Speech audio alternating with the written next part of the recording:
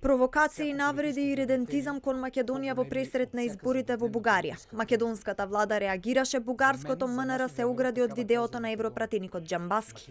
Шефицата на дипломатијата Екатерина Захариева се дистанцираше од скандалозниот предизборен спот на европратеникот Ангел Џамбаски од ВМРО БНД, во кој тој вели дека Македонија е бугарска и искажува територијални претензии. Во врска со предизборното видео на европратеникот Ангел Џамбаски, МНР сака да посочи оди смета дека тој е несоодветен.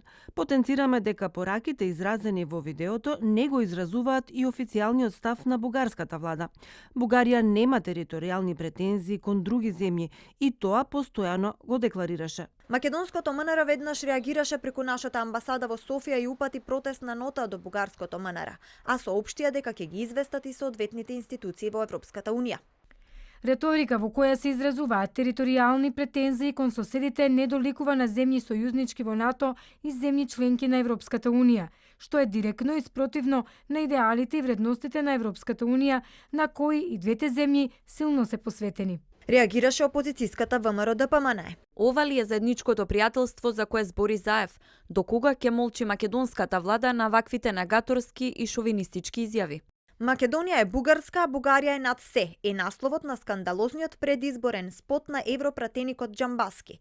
За време на неговото видео обраќање се вртат кадри од Скопје и Охрид, кој тој го нарекува бугарски град.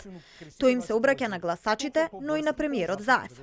Колкото поистерично мразите Софија, колку повеќе хистерично ја мразите Софија, толку повеќе Охрид станува бугарски. Колку погласно ги кажувате вашите лаги, толку побрзо и пострашен ќе биде вашиот крај.